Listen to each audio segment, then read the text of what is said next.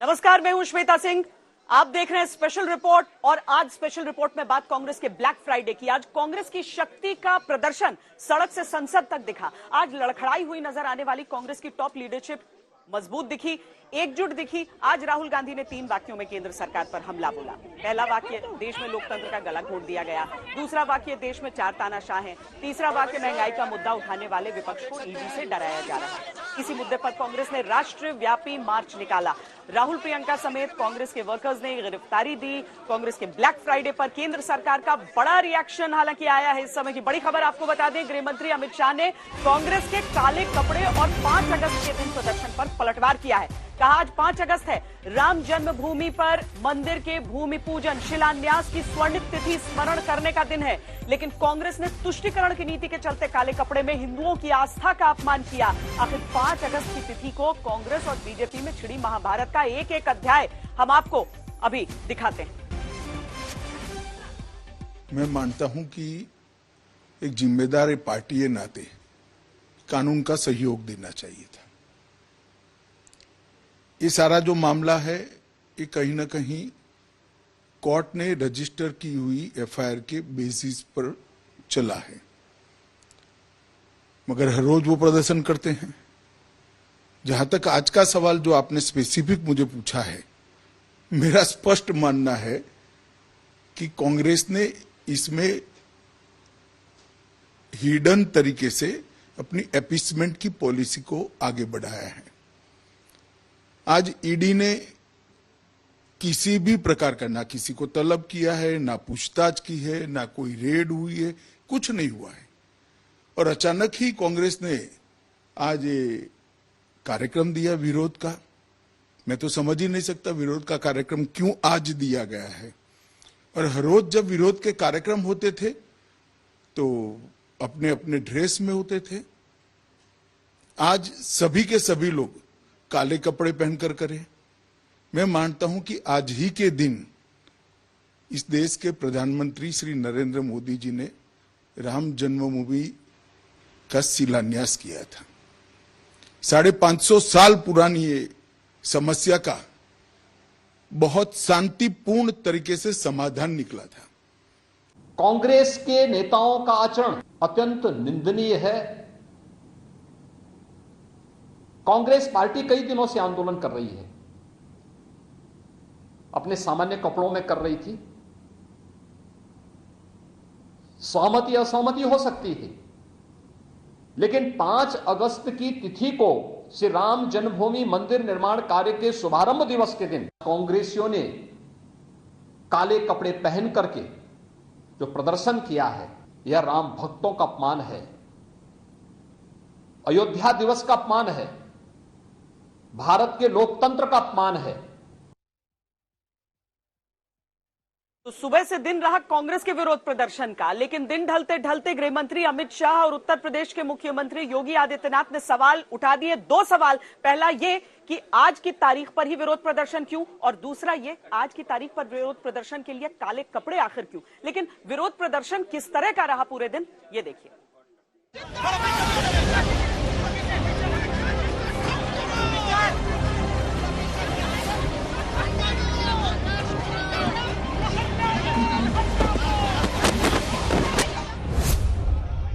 तारीख 5 अगस्त 2022, वक्त सुबह 9:40।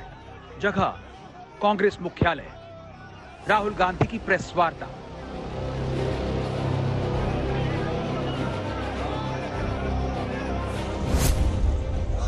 तारीख 5 अगस्त 2022, वक्त सुबह 11:42। जगह राष्ट्रव्यापी प्रदर्शन, महंगाई पर ब्लैक फ्राइडे मार्च। सिर्फ 2 घंटे में राहुल गांधी ने अपने शब्दों की ताकत दिखा दी। ना तो उनके चेहरे पर ईडी के एक्शन का रत्ती भर डर दिखा, और ना ही जनता के सरोकार की आवाज बुलंद करने के लिए गिरफ्तारी देने से पीछे हटे।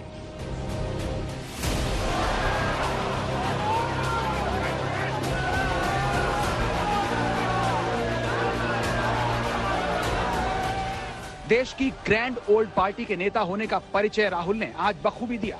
आज राहुल गांधी ने केंद्र सरकार को सीधा संदेश दे दिया कि कि केंद्रीय एजेंसियों से वो डरने वाले नहीं, ना वो जांच की आंच वाले हथकंडों के आगे कभी झुके हैं और ना ही झुकेंगे।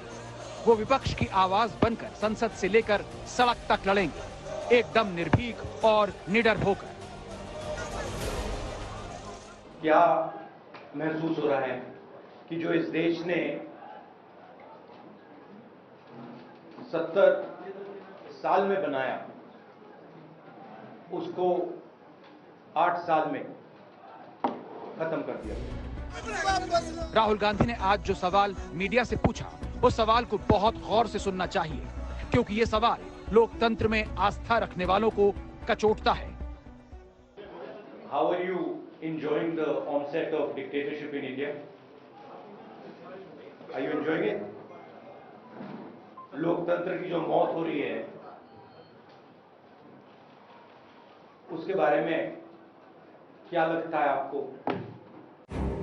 राहुल गांधी ने पूछा, अगर देश में लोकतंत्र है तो विपक्ष के लिए बोलने की आजादी क्यों छीन ली गई? अगर बोलने की आजादी नहीं है तो इसे तानाशाही नहीं तो क्या कहा जाएगा? राहुल ने आज एक शब्द का प्रयोग किया, लोकतंत्र की मौत। इस वाक्य के मायने बहुत बड़े हैं, जिसकी संपूर्ण व्याख्या राजस्थान के मुख्यमंत्री अशोक गहलोत ने की, वो भी एक चेतावनी के साथ। जब जर्मनी में हिटलर की तानाशाही हुई थी और विपक्षी बुद्धिजीवी सामाजिक कार्यकर्ता पत्रकार अल्पसंख्यक को निशाने पर लेने लगे, वहाँ की जनता चुप रही, सोचती रही राजनीतिक लड़ाई। 45 में जब जर्मनी हिटलर की तानाशाही चलने के कारण पूरा बर्बाद हो गया जर्मनी, वहाँ के लोगों को बहुत पछताना पड़ा। और एक समय रहते हुए लोकतंत्र के लिए आवाज उठाई जाती तो शायद देश बर्बाद नहीं होता। बाकी तो आगे बातें कहने को बहुत सारी है, उन्होंने बहुत सारी बातें कही है। कहने का मतलब आज अगर चुप रहेंगे तो हमें इतिहास माफ नहीं करेगा, ये मैं कहना चाहता हूँ निवेदिका। कांग्रेस ने मौजूदा सरकार और मौजूदा सिस्टम पर बड़ा प्रहार किया, मोदी सरकार को तानाशाह सरकार बताया। राहुल के आरोप से बहुत लोग इत्तेफाक नहीं रखते, लेकिन आज राहुल ने जनता के द्वारा और जनता के लिए चुनी गई सरकार का मौजूदा सरकार से फर्क समझा दिया। इस समय कांग्रेस के वरिष्ठ नेता सचिन पायलट हमारे साथ जुड़ रहे हैं। सचिन जी, स्वागत है आपका। सबसे पहले तो मैं आपसे वही पूछूंगी जो कि अमित शाह ने अभी कांग्रेस पार्टी से पूछा है, और योगी आदित्यनाथ ने भी ये प्रहार किया है कांग्रेस पार्टी पर कि आज की ही तारीख को विरोध प्रदर्शन के लिए क्यों चुना, और बाकी दिनों पर जब विरोध प्रदर्शन करते हुए आप लोग सामान्य कपड़े पहनते थे तो आज काला वस्त्र क्यों? मुझे बताइए कि लोकतंत्र में हमेशा विपक्ष सवाल पूछता है सरकार से।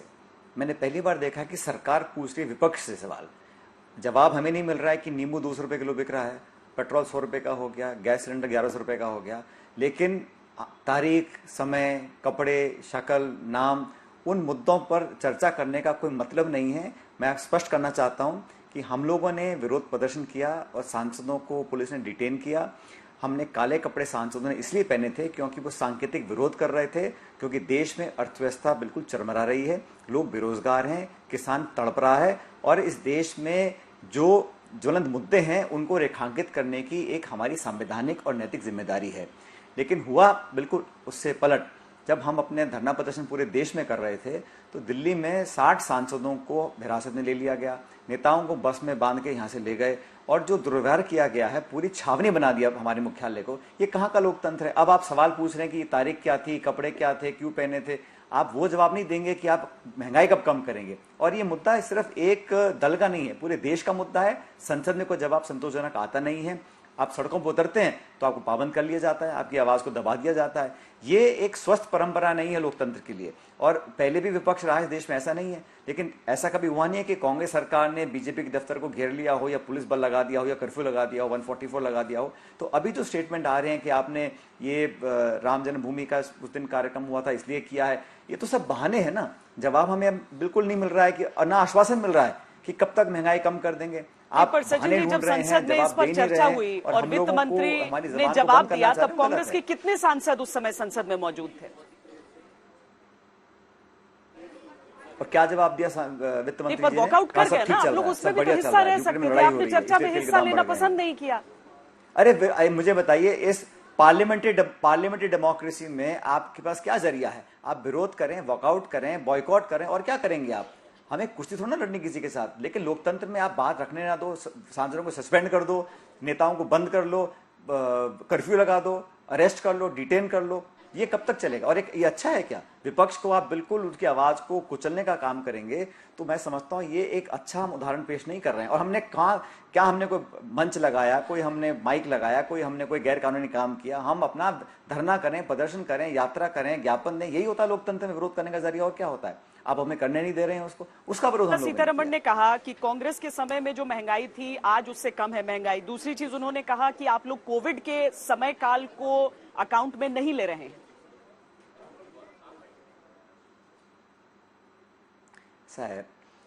अब सब जानते हैं कि पेट्रोल के दाम क्या थे जब कांग्रेस सरकार थी और आज क्या है।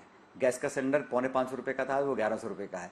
तो ये आंकड़े जो वित्त मंत्री महोदय दे रही हैं, ये किसी भ्रमजाल में है या वो जानकारी उनको कम मिल रही है, मुझे मालूम नहीं। लेकिन हकीकत ये है कि आज मध्यम वर्ग हो या गरीब तबका हो, हर एक व्यक्ति परेशान है, पीड़ित है, और महंगाई कमर तोड़ रही है। और अगर हम सवाल पूछ रहे हैं तो जवाब देना चाहिए कि भाई ये हुआ, हम आगे ये करेंगे, इसको करने से हमारे दाम कम होंगे देश में। खाद्य पदार्थ हो, फल फूल, साग सब्जी, कपड़े चप्पल, कुछ भी ले ली बाजार में, आप आसमान छू रहे हैं। हम कह रहे हैं भाई इसको कम करिए, आप हमको बंद करें जेल के अंदर। ये कहाँ की डेमोक्रेसी है भाई? आप बोले कि भाई ये कारण रहे, हम सुझाव मांगे हमसे जनता को बताएं कि महंगाई कम होगी, लेकिन आप वॉकआउट कर दिया, आप डिटेन हो जाइए, आप बस में बैठ जाइए, आपको पुलिस उठा के ले जाएगी, आप कार्यालय को बंद कर दीजिए। ये तो मैंने पहले कभी देखा ही नहीं ऐसा होता हुआ, और होना भी नहीं चाहिए। और सचिन जी, भारतीय जनता पार्टी आप लोगों पर एक और आरोप लगा रही है, वो ये कि ये जो सब विरोध प्रदर्शन हो रहा है वो इस वजह से हो रहा है क्योंकि ईडी पहुंच गई है गांधी परिवार के दरवाजे तक। ये बताइए मुझे, ये कब तक चलेगा कि सरकार आरोप लगाए विपक्ष के ऊपर? मतलब विपक्ष आरोप लगाए मैं समझ सकता हूं, सरकार आरोप लगा रही है। क्यों लगा रही है? क्योंकि जवाब उनको देते बन नहीं रहा है। आप ईडी के जांच करा लीजिए, जब भी बुलाया है सब लोग अपने जवाब दिया है, पूरी कानूनी कार्रवाई हम कर रहे हैं, वो अलग मुद्दा है। वहां पर भी मैं समझता हूं कि संस्थाओं का दुरुपयोग हो रहा है, पॉलिटिकली उनका यूज किया जा रहा है विपक्ष के लोगों की आवाज को दबाने के लिए। हमने बहरहाल उस पर भी हमने अपना विरोध जाहिर किया था। लेकिन आज का जो मुद्दा था वो बेरोजगारी, महंगाई और इन तमाम मुद्दों को लेकर था। उसमें आप हमको प्रोटेस्ट भी नहीं करने देंगे और पूरा छावनी में तब्दील कर देंगे हमारे कार्यालय को, तो फिर पाक देश दुनिया में क्या संदेश जाएगा कि आप बिल्कुल सुनने को तैयार ही नहीं है। और हम अगर विरोध करते भी हैं तो हमने कोई कानून का उल्लंघन नहीं किया, हमने कोई हिंसा नहीं करी, हमने कोई ऐसा कोई अपशब्द नहीं कहे। हम तो बड़े अहिंसात्मक तरीके से, गांधीवादी तरीके से बात को रख रहे हैं। और अब ये लगातार होता ही है, जब भी हम दिल्ली आते हैं, कार्यालय जाते हैं, तो वहाँ बस में बैठिए, पुलिस उठा के आपको ले जाएगी और फिर रात को छोड़िएगा आपको। तो ऐसा ये ठीक नहीं। और इस व्यवस्था के खिलाफ अगर हम नहीं बोलेंगे तो ये और हालत बदतर होंगे। और देश भी देख रहा है कि कौन सा दल क्या बोल रहा है और क्या कर रहा है। पर क्या कांग्रेस नेताओं के जहन में ये था कि आज 5 तारीख है और आज ही के दिन राम जन्मभूमि पर रामलला के मंदिर का शिलान्यास हुआ था? ये तो देखो, ये तो बिल्कुल ध्यान डाइवर्ट करने वाले स्टेटमेंट हैं जो भी उसको बात को बोल रहे हैं। क्योंकि जो राम जन्मभूमि, रामलला की जन्मभूमि को जो निर्णय सुप्रीम कोर्ट ने दिया था वो किसी दल का नहीं था, उसका सबने स्वागत किया था। लेकिन अब उसमें आप बाल की खाल निकाल कर इशू को तरोड़ मरोड़ कर कुछ उसमें कुछ लघुना ढूंढना चाहें तो सबका अपना अपना फ्रीडम है करने का। लेकिन हम लोगों ने हमें लगा कि अब पानी नाक के ऊपर चल गया है और लोग उम्मीद करते हैं विपक्ष से। लोग कहते हैं भाई सरकार हमारी सुनती नहीं, विपक्ष तो हमारी बात को सुने। हमने खूब ट्राई किया, हमने लोकसभा के अंदर कई बार इसको उठाने की कोशिश की। एक असंतोष वाला जवाब हमें मिला वित्त मंत्री महोदय से, हमने बॉयकॉट किया। आज सड़कों में धरना दिया, पूरे देश में दिया। गुवाहाटी, पटना, चेन्नई, बेंगलोर, ग्वालियर, जयपुर, जम्मू, जहां भी कांग्रेस पार्टी की यूनिट्स हैं, ब्लॉक, जिले, हर जगह जगह हमने धरना दिया, लोगों की बात को रखा। और ये एक जिम्मेदारी होती है विपक्ष की, इसको स्वीकार करना चाहिए। इसमें इतना विचलित होने की जरूरत नहीं है। सरकार आपकी है, बहुमत आपके पास है, सरकार रहेगी 2 साल तक, सरकार नहीं हट रही आज। लेकिन सवाल तो पूछने पड़ेंगे, जवाब हमको मिलेगा। आप संवाद मत करो, डिबेट मत करो, जवाब मत दो और उल्टा विपक्ष पे आरोप लगाओ। ये जो परिपाटी है ये तो समझ से परे है। आज 5 अगस्त है, 15 अगस्त बहुत दूर नहीं है, आजादी का अमृत महोत्सव मनाया जा रहा है। कांग्रेस पार्टी क्या अपने तमाम विरोध प्रदर्शन को अभी जारी रखेगी? हमारा विरोध सरकार की नीतियों के खिलाफ है और सरकार के खिलाफ होना देश के खिलाफ होना नहीं है। और मैं समझता हूं देश हम सबका है और 75वें साल जो आज़ादी के हैं मैं बड़े गर्व से बोलना चाहता हूं कि इस कांग्रेस पार्टी के लोगों ने शहादत दी है, बलिदान दिया है और खून पसीने से इस देश को आजाद करवाया, पूरे देशवासियों ने करवाया था। तो उसको मिलकर बनाना चाहिए। देश का उत्सव है, पर्व है, हमारा 75वां जो सालगिरह बनने जा रही है, पूरा देश इसको बनाएगा। लेकिन हम अपना जो हमारा अधिकार है, हमारी ड्यूटी है, हमारी रिस्पॉन्सिबिलिटी है, विपक्ष के नाते उसको उठाते रहेंगे, जवाब मांगते रहेंगे। कोई कितना भी लाठी चला ले, कितना भी दबाने की कोशिश करे, लेकिन हम अपनी बात को मुद्दों के आधार पर रखेंगे और बड़े अदब से रखेंगे, तहजीब से रखेंगे और बिना हिंसा का सहारा लिए शालीनता से, गांधीवादी तरीके से रखेंगे, ताकि दबाव बना रहे और सरकार इस ओवर कॉन्फिडेंस में ना हो, इस घमंड में ना रह जाए कि बहुमत हमारे पास है तो हम जो सही कर रहे हैं, वो जो कर रहे हैं वो सही कर रहे हैं। ऐसा अधिकांश कभी कभी हो जाता है कि जब बहुमत है, चुनाव जीत लिया तो हमको ब्लैंक चेक मिल गया, हम जो मर्जी करें। ऐसा होता नहीं है लोकतंत्र के अंदर। चेक एंड बैलेंस होना चाहिए और अकाउंटेबिलिटी होनी चाहिए और उसको पूरा ताकत के साथ हमारी पार्टी, हमारे सब लोग, कार्यकर्ता और नेता उसको निभाएंगे। बहुत शुक्रिया सचिन पायलट, हमसे ये बातचीत करने के लिए। कांग्रेस के वरिष्ठ नेता सचिन पायलट अपनी राय रख रहे थे, लेकिन अब भारतीय जनता पार्टी की तरफ से जो आरोप लगाया गया है और महंगाई पर कांग्रेस के विरोध प्रदर्शन का ये नया आयाम ये नजर आ रहा है, इस पर हम और आगे बातचीत करते हैं। भारतीय जनता पार्टी के वरिष्ठ नेता, पूर्व मंत्री रविशंकर प्रसाद जी हमारे साथ इस समय जुड़ रहे हैं। रविशंकर जी, क्या ये बीजेपी की तरफ से गोल पोस्ट बदलने वाली रणनीति है? मुद्दा महंगाई था, महंगाई को लेकर काले वस्त्र धारण किए गए थे, लेकिन बीजेपी कह रही है नहीं, आज तो राम मंदिर शिलान्यास का दिन है और उसे लेकर यह काले वस्त्र धारण किए गए।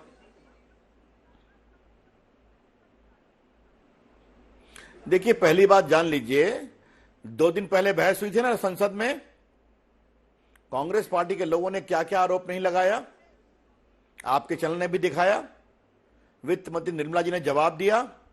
राहुल गांधी कहीं बहस में थे क्या? और आज कह रहे हैं कि हमें बहस में बोलने नहीं दिया जाता, सफेद झूठ बोलते हैं। और आज ही के दिन क्यों?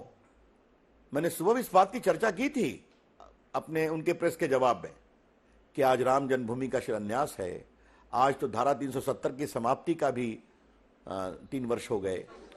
तो उनकी कितनी समझदारी है उसको छोड़ दीजिए, लेकिन मोटी बात मैं कहना चाहता हूं, जो मैंने सुबह कहा, मैं रिपीट करता हूं कि महंगाई की चर्चा एक बहाना है सही में ईडी को डराना, धमकाना और परिवार को बचाना है। यही तो बात हो रही है और मुख्यमंत्री भी बैठे हों उनके। मैं बस 3-4 बातें जल्दी से कह देना चाहता हूं, फिर आपके प्रश्नों का उत्तर मैं जरूर दूंगा। लोकतंत्र हिंदुस्तान में नहीं है, यह कौन सा मजाक है? ये कितनी शर्मनाक बात है जिस लोकतंत्र पर दुनिया गर्व करती है। राहुल गांधी जी, अगर आपको हिंदुस्तान के लोग वोट नहीं देते तो आप कृपया करके लोकतंत्र को मत आरोपित करिए। 14 हार गए, 19 हार गए, कितना भीषण इन्होंने गैर मर्यादित आरोप लगाया था मोदी जी के ऊपर। चौकीदार, मैं आगे नहीं बोल सकता। बहन कहीं उत्तर प्रदेश में बेटी हूं, लड़ सकती हूं, 2 सीट आई।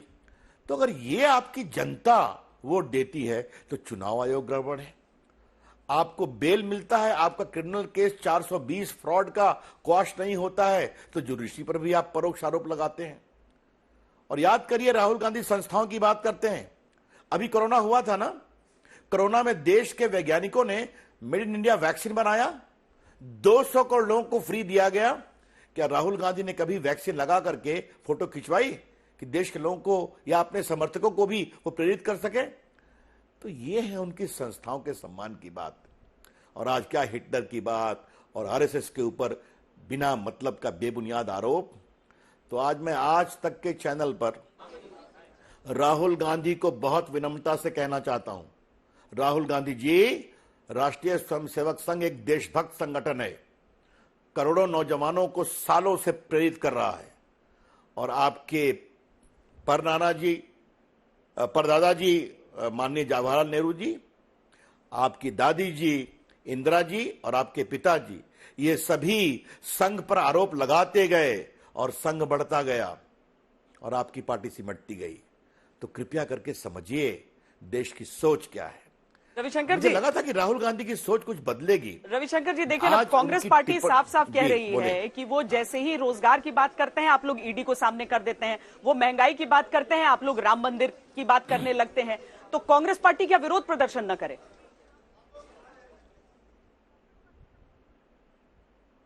हमने कहां मना किया विरोध नहीं करें, लेकिन हमको यह बताइए कि 5 लाख रुपया लगाकर 5,000 करोड़ की संपत्ति आप प्राप्त कर लें, जो केस 14 के पहले फाइल हुआ हमारे सत्ता में आने के पहले, यंग इंडिया 2010 में बना, जिसमें 5 लाख लगा करके पूरे एसोसिएटेड जर्नल का जो नेशनल हेराल्ड पब्लिश करते हैं 99% शेयर आप ले लें, मालिक बन जाए 36% राहुल गांधी, 36% सोनिया जी, बाकी तो वोरा जी अब चले गए और ऑस्कर फर्नांडिस, और 80 करोड़ लोन पर जो आपने इसको खरीदा वो लोन कांग्रेस पार्टी माफ कर दे और आपको क्या मिल जाए? किसकी मालकियत? दिल्ली की प्रॉपर्टी, मुंबई की प्रॉपर्टी, लखनऊ की प्रॉपर्टी, मोहाली की प्रॉपर्टी, पटना का जमीन 5,000 करोड़ का। तो ऐसा तो व्यापार तो हमने देखा ही नहीं है कि 5 लाख रुपया लगाओ और 5,000 करोड़ की संपत्ति पाओ।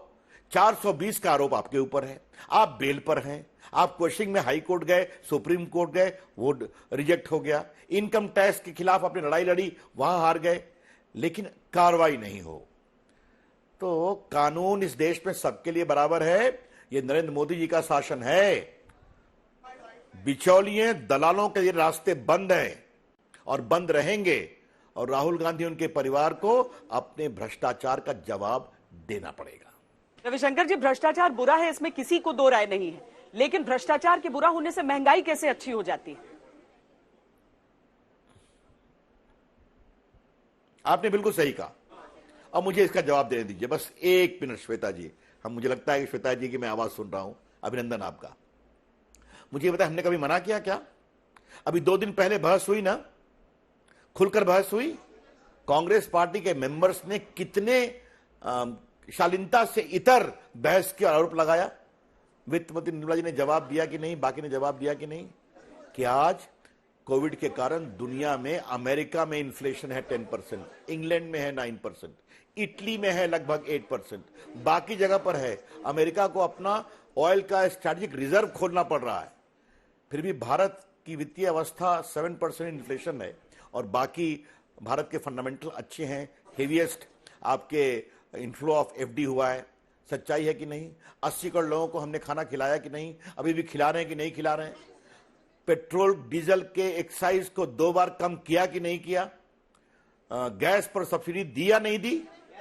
ये तो हम काम करते हैं, कांग्रेस सरकार नहीं करती है। उनकी जो स्टेट गवर्नमेंट है वो छोड़ दीजिए। तो अगर ये चुनौती है तो उस चुनौती को हम संभाल रहे हैं, और राहुल गांधी बहस में आते नहीं, प्रेस कॉन्फ्रेंस करके बोलते हैं डेमोक्रेसी खत्म हो गई। अब तो आप पर भी आरोप लगा रहे हैं कि पत्रकार भी बिके हुए हैं, दबे हुए हैं। ये कौन सी बात की जा रही है? इमरजेंसी भूल गए राहुल गांधी? इंदिरा जी ने कुलदीप नैयर को जेल में बंद किया था, सेंसर लगाया था। लोकनायक जयप्रकाश नारायण, मोरारजी देसाई, अटल जी, अडवाणी जी, लाखों लोगों को बंद किया था। कितनी सरकारों को डिसमिस किया था, बीजेपी सरकारों को। नहीं, तो रविशंकर जी, पर कांग्रेस पार्टी ये कह रही है कि जब वो विरोध प्रदर्शन करने की कोशिश करते हैं तो या तो संसद में उन पर प्रतिबंध आप लगा देते हैं, या फिर उठा कर ठूंस दिया जाता है पुलिस की गाड़ियों में और पुलिस थानों में उन्हें पहुंचा दिया जाता है। तो वो विरोध प्रदर्शन करें तो कैसे करें अगर सरकार ऐसा रुख उनके खिलाफ रखती है तो? अच्छा, मुझे ये बताइए, आज दिल्ली में जो लगा हुआ है तो सिर्फ कांग्रेस के लगा हुआ है क्या? अगर हम भी प्रदर्शन करेंगे तो हम पर भी लगेगा, क्योंकि सिर्फ जंतर मंतर पर प्रदर्शन किया आपको अनुमति है, क्योंकि ये सेंसिटिव इलाका है, राष्ट्रपति भवन, संसद, प्रधानमंत्री का। अभी आप कैसे समझते हैं कि प्रियंका जी और कहेंगे कि हम जा करके मोदी जी का घर घेरेंगे और आपको ये अनुमति मिलेगी क्या? मैं बहुत आपसे विनम्रता से एक सवाल पूछता हूं। जब वो राजीव गांधी प्रधानमंत्री थे और इंदिरा जी थी, तो अगर हम लोग कहते कि जाके उनका घर घेर लेंगे, याद करिए हम लोग मीसा में बंद हुए हैं, जेपी मूवमेंट में लाठी खाई है, संघर्ष किया है, लेकिन कभी हम लोग नहीं कहा कि इंदिरा गांधी का घर घेरेंगे, राजीव गांधी का घर घेरेंगे। तो ये क्या कहा जा रहा है? यही तो मैं आपसे कहना चाहता हूं। ये छटपटाहट, ये व्यग्रता एक ही है, हमारे खिलाफ कार्रवाई ना हो, हम स्पेशल हैं। लोकतंत्र की नसीहत हमें देते हैं, उनके परिवार में लोकतंत्र है क्या? कांग्रेस पार्टी के अंदर वोटिंग होती है, राहुल गांधी को अध्यक्ष बनाओ, भले ही राहुल गांधी कांग्रेस को डुबाओ। तो सोनिया जी, राहुल गांधी या प्रियंका जी, तो आपके तो परिवार से बाहर नहीं आते, पार्टी परिवार में, पार्टी के नेता भी परिवार में। अब ये जो पूरा नेशनल हेराल्ड है, ये पार्टी की संपत्ति भी जेब में परिवार के, यही तो समस्या है। और अंतिम बात मुझे कहने दीजिए, ये देश बदल गया है, लोकतंत्र फैल गया है। अब देश नए तरीके से सोचता है कि तुम किस खानदान के हो, तुम्हारी औकात क्या है, तुम काम क्या कर रहे हो। अब आज हमने स्टार्टअप पर क्या कह दिया कि स्टार्टअप कुछ नहीं है। अब बताइए, भारत का स्टार्टअप दुनिया में झंडा लहरा रहा है। 100 स्टार्टअप यूनिकॉर्न हो गए हैं। यूनिकॉर्न मतलब, अब पता नहीं राहुल गांधी यूनिकॉर्न का कितना मतलब जानते हैं, उनके लोग उनको बताएं तो अच्छा होगा। यूनिकॉर्न का मतलब है आपका रेवेन्यू $1 बिलियन, मतलब 7,000 करोड़। तो ये स्थिति होती है तो भारत के 25 साल 30 साल के बच्चे झंडा गाड़ रहे हैं। गूगल के हेड इंडियन है, IBM के हेड इंडियन है, बाकी कंपनियों के हेड इंडियन है, आप देख रही हैं।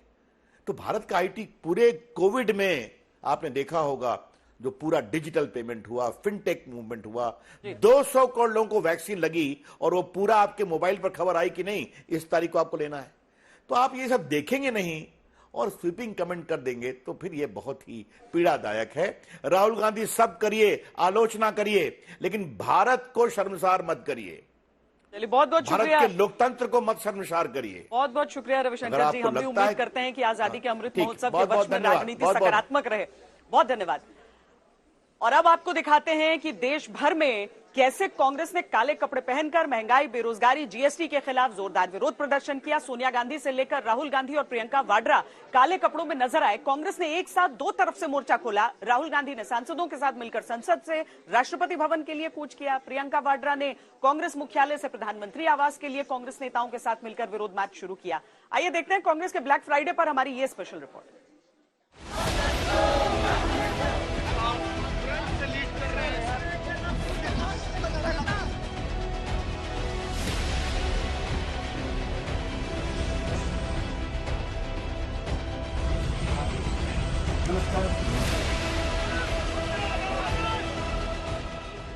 इधर राहुल गांधी मोदी सरकार पर हमला बोलते हैं, सरकार को तानाशाह बताते हैं, लोकतंत्र के खात्मे की बात करते हैं, और उधर कांग्रेसी पूरे प्लान के तहत काले कपड़ों में तैयार है।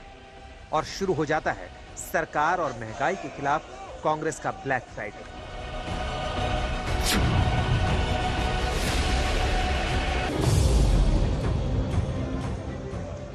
क्योंकि हेराल्ड हाउस में यंग इंडियन के दफ्तर पर ईडी की तालाबंदी के बाद कांग्रेस मुख्यालय, सोनिया गांधी और राहुल गांधी के घर सुरक्षा घेरा बढ़ाया गया था।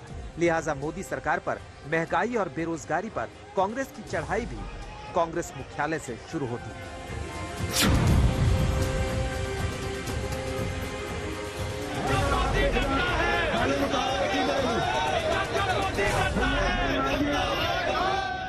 आप कांग्रेसियों की ये नारेबाजी बेहद ध्यान से सुनिए। इसमें सिर्फ और सिर्फ नरेंद्र मोदी के खिलाफ नारे लगाए जा रहे हैं।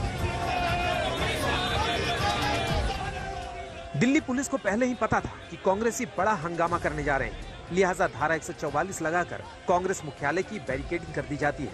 लेकिन लोग बैरिकेडिंग पर भी चढ़ जाते हैं। कांग्रेसियों की इस भीड़ में हरीश रावत भी नारेबाजी करते हुए नजर आते हैं।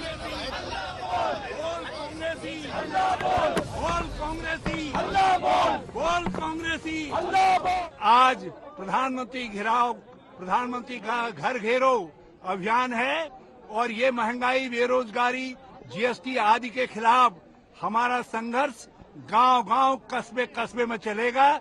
जब तक भारत की सारी जनता इस लड़ाई के साथ नहीं जुड़ जाती, तब तक इनको होश नहीं आएगी।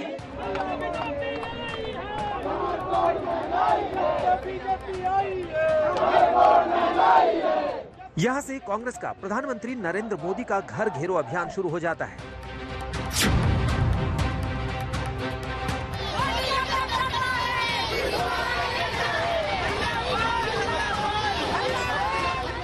कांग्रेस महिला मोर्चा भी मोदी सरकार के खिलाफ हल्ला बोलना शुरू कर देता है।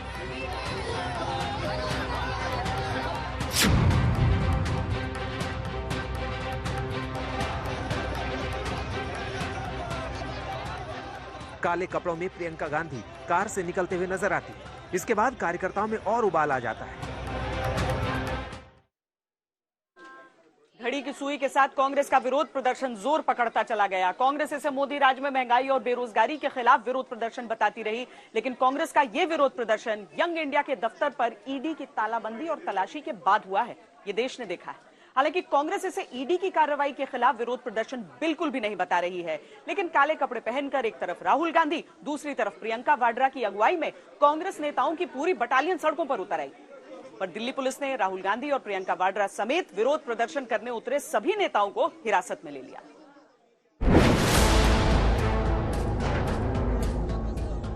संसद और राष्ट्रपति भवन के बीच राहुल गांधी के साथ अधीर रंजन और वेणुगोपाल नारेबाजी शुरू कर देते हैं।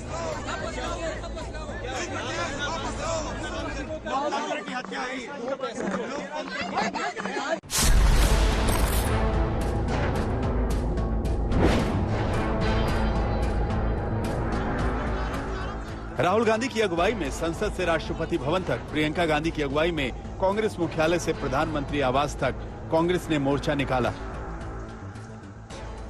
पहले राहुल गांधी ने संसद में मोर्चा संभाला और अब इस गाड़ी में, जहाँ पे मीडिया को भटकने नहीं दिया जा रहा है, प्रियंका गांधी इस गाड़ी में बैठी है, जिस गाड़ी में और आगे कांग्रेस कार्यकर्ता लेटे हुए हैं। जरा दिखाइए अंकित।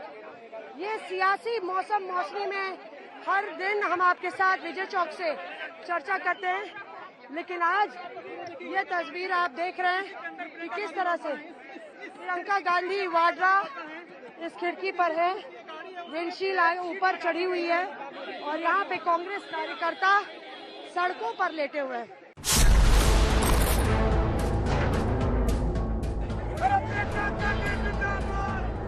और जब प्रियंका के रास्ते में पुलिस बैरिकेडिंग आती है तो वो उसे भी लांघ जाती है।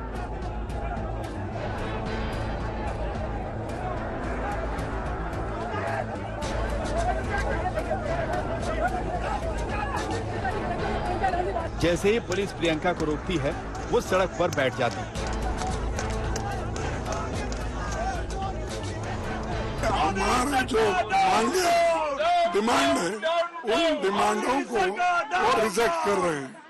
हम तो जनता के मुद्दे उठाए हैं, प्राइस राइज का है, अनएम्प्लॉयमेंट का है, अग्निपथ का है, जीडीपी का है, ऐसे मुद्दे हम उठा रहे हैं। लेकिन आज राष्ट्रपति भवन को भी अगर नहीं जाने देते, राष्ट्रपति से विवरण देने को भी अगर आप नहीं छोड़ते, तो किस टाइप की सरकार है?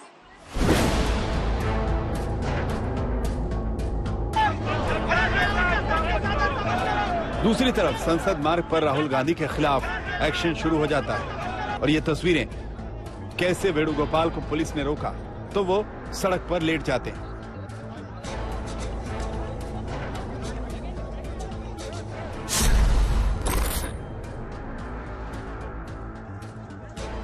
दिल्ली पुलिस राहुल गांधी और उनके साथ कांग्रेस के बाकी नेताओं को हिरासत में ले लेती है।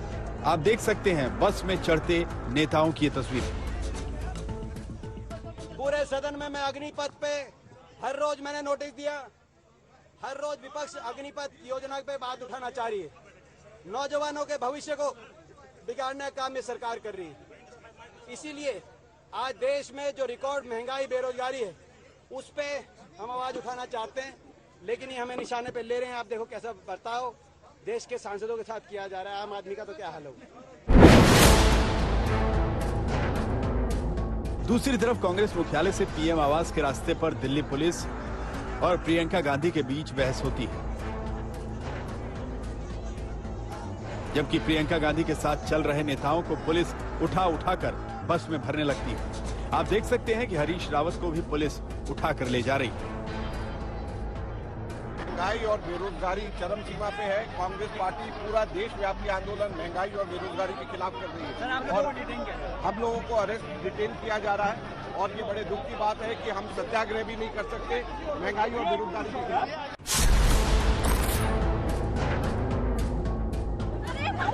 और ये देखिए कैसे प्रियंका गांधी को दिल्ली पुलिस ने हिरासत में लिया, उन्हें जबरदस्ती उठाकर कार में डाल दिया गया।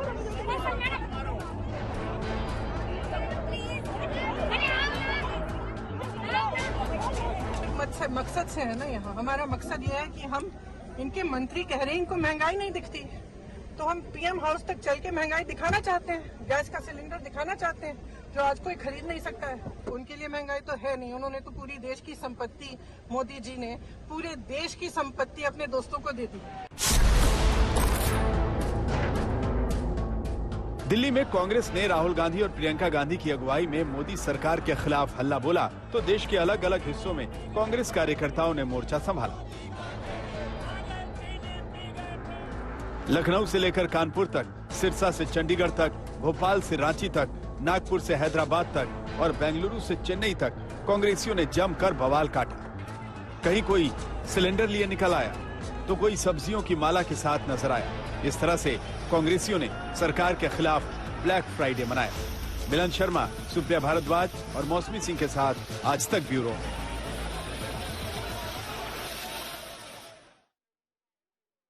ये थी आज की स्पेशल रिपोर्ट। देश और दुनिया की बाकी खबरों के लिए देखते रहिए आज तक।